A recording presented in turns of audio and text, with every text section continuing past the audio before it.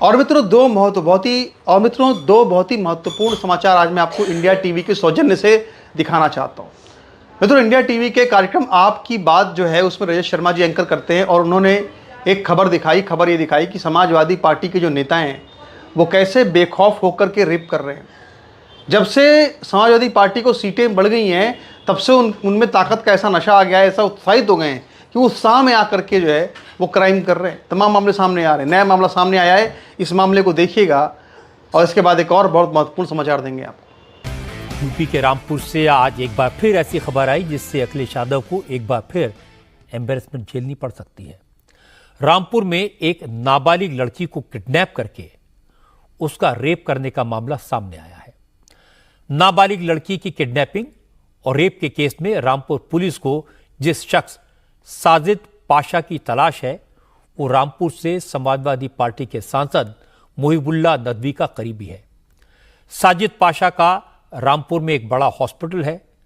रामपुर में 11वीं क्लास की एक नाबालिग लड़की ने आरोप लगाया है कि साजिद पाशा उसे कोचिंग सेंटर में एडमिशन दिलाने का वादा करके घर से बुलाया और फिर उसे किडनैप कर लिया। लड़की ने बताया कि साजिद पाशा उसे किडनैप करके रामपुर से उत्तराखंड के हल्द्वानी, रुद्रपुर और फिर रामनगर ले गया। 5 दिन तक उसके साथ रेप किया और डराया धमकाया, लेकिन लड़की ने किसी तरह मौका पाकर अपने घर वालों को फोन कर दिया, अपनी लोकेशन घर वालों को दे दी। लड़की के परिवार वाले पुलिस के साथ मौके पर पहुंच गए। उधम सिंह नगर में पुलिस ने लड़की को बरामद किया और मौके से मुदस्सिर नाम के शख्स को गिरफ्तार किया। हालांकि साजिद पाशा अभी तक फरार है। हमारे संवाददाता शोएब रजा को इस लड़की ने बताया कि साजिद ने पहले उसे किडनैप किया, फिर उसके साथ गलत काम किया और कई बार पिस्टल दिखाकर उसे जान से मारने की धमकी भी दी। मुझे साजिद ने बुलाया था, बोला था कि तुम आ जाओ, मैं तुम्हें यूपीएससी की कोचिंग करवाऊंगा। फिर उसने मुझे बुलाया सवार, वहाँ से फिर उसने मुझे अपनी कार में बैठाया।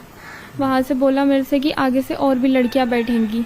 फिर उसने मुझे कार में बैठा लिया और मुझे ऐसा कुछ नहीं हुआ। आगे जाके कोई लड़की वगैरह कोई नहीं बैठी। आगे जाके वो मुझे रामनगर ले गया। उस टाइम कोई नहीं आया था, सिर्फ मुदस्सर आया था।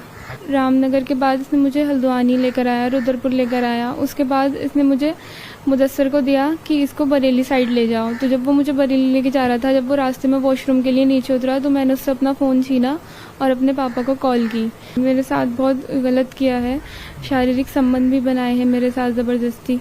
उसने मुझे बहुत डराया धमकाया, मुझे जान से मारने की धमकी दी, मुझे पिस्टल दिखाता था और पुलिस की फेक आईडीज़ दिखाता था। उससे मुझे बोलता था कि अगर तुम कुछ भी करोगी तो कुछ नहीं हो पाएगा। ये पुलिस वाले सब मेरे जान पहचान में रहते हैं, कुछ नहीं कर पाएंगे ये लोग। लड़की के बयान के आधार पर पुलिस ने साजिद पाशा और मुदस्सिर समेत कुल 4 लोगों को इस मामले में आरोपी बनाया है। साजिद पाशा पर 25,000 रुपए का इनाम घोषित किया है और उसके हॉस्पिटल को सीज कर दिया है। रामपुर के एसपी विद्यासागर मिश्रा ने कहा यह गंभीर मामला है, पीड़ित लड़की की काउंसलिंग कराई जा रही है, वो डरी हुई है। एसपी ने कहा पुलिस ने एक अपराधी को पकड़ लिया है, लेकिन साजिद पाशा और उसके 2 साथी अभी तक फरार हैं। उन्हें पकड़ने के लिए 3 टीमें बनाई गई हैं और उम्मीद है कि सभी अपराधी जल्दी ही पुलिस की गिरफ्त में होंगे। अपहृता के माननीय न्यायालय में बयान और मेडिकल से एक व्यक्ति का नाम प्रकाश में आया जिसका नाम साजिद है और साजिद वहीं स्थानीय व्यक्ति है जिसका एक नर्सिंग होम भी है। इसकी अभी गिरफ्तारी नहीं हो पाई है। इसके गिरफ्तारी के लिए 25,000 का इनाम मेरे द्वारा घोषित किया गया है।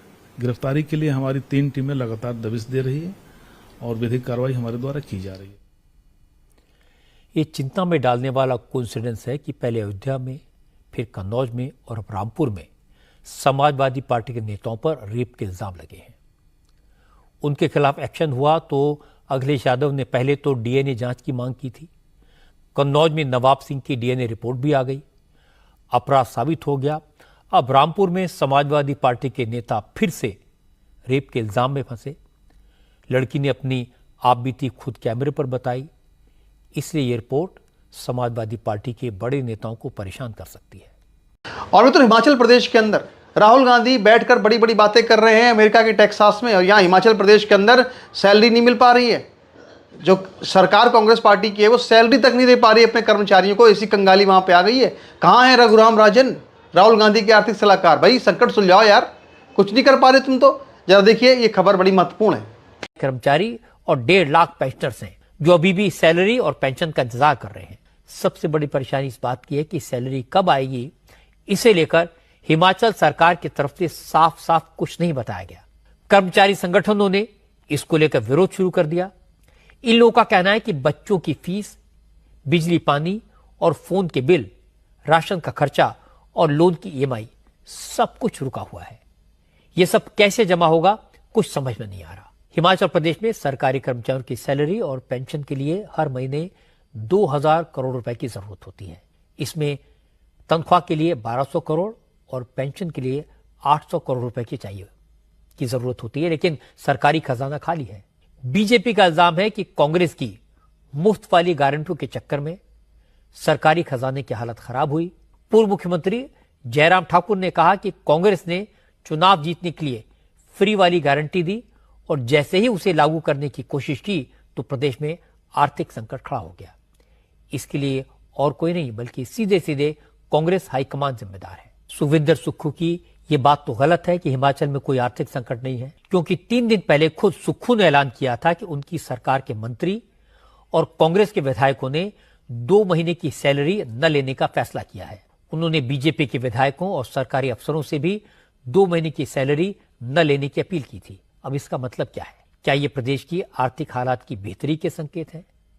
सुक्खू को पता है कि हिमाचल पर करीब 94,000 करोड़ रुपए का कर्ज है और 10,000 करोड़ की कर्मचारियों की देनदारियां हैं। सरकार की आमदनी का ज्यादातर हिस्सा सैलरी, पेंशन और पुराना कर्ज लौटाने में खर्च हो रहा है। इसके बाद भी सुक्खू की सरकार ने चुनावी वादे के मुताबिक पुरानी पेंशन बहाल कर दी।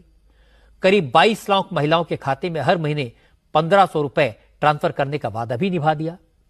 इसी चक्कर में सरकारी कर्मचारियों के अकाउंट खाली है। कर्नाटक में भी इसी तरह की दिक्कत आ रही है। इसीलिए प्रधानमंत्री नरेंद्र मोदी ने चेताया था कि मुफ्त के वादे चुनाव में तो अच्छे लगते हैं, लेकिन इस तरह की सियासत देश